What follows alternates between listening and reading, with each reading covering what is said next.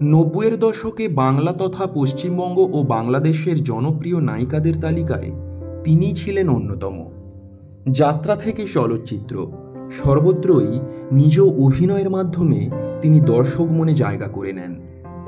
প্রধানত বেদের মেয়ে জ্যোৎস্না চলচ্চিত্রটি তাঁকে তুমুল জনপ্রিয়তা দিয়েছিল।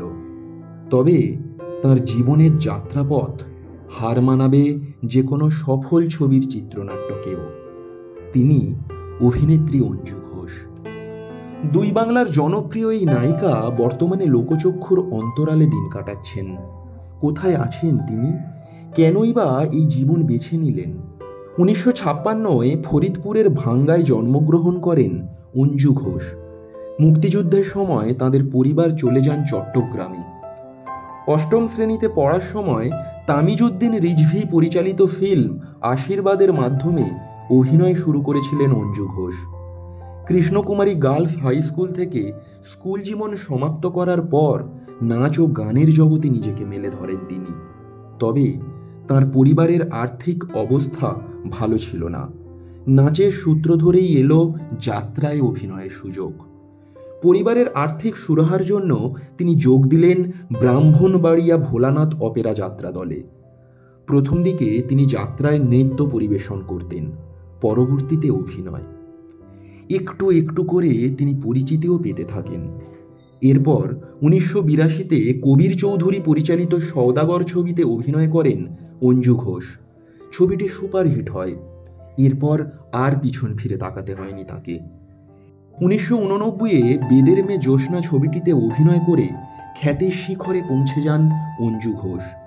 90-এর দশকে বাণিজ্য সফল বাংলাদেশি ছবিগুলির তালিকায় এই ছবিটি ছিল প্রথম স্থানে। ছবিটি এতটাই জনপ্রিয় হয়েছিল যে পশ্চিমবঙ্গেও ছবিটিকে রিমেক করা হয়। অঞ্জু ঘোষের বিপরীতে অভিনয় করেন চিরঞ্জিত। তখন অঞ্জু ঘোষ মানেই ছবি হিট। অভিনয় ও নৃত্য ছাড়াও গান ও এসরাজও বাজাতে পারতেন তিনি। মিউজিক ডিরেক্টর রূপে কাজ করার সময় অঞ্জুর পরিচালনায় গান গেয়েছেন রুনা লায়লা, সাবিনা ইয়াসমিন সহ অনেক নামী শিল্পীরা। 1990-এ তাঁর গাওয়া 12টি গান নিয়ে মালিক ছাড়া চিঠি নামের একটি অ্যালবাম প্রকাশিত হয়, যার মধ্যে বাঁশিওয়ালা গানটি সুপারহিট হয়েছিল। এত সাফল্য, এত স্টারডমের পরেও কেন লোকচক্ষুর অন্তরালে চলে গেলেন তিনি? কেনই বা দেশ ছাড়লেন? অঞ্জু যখন দেশ ছাড়েন তখন 150-র বেশি ফিল্মে অভিনয় করা হয়ে গিয়েছে তাঁর।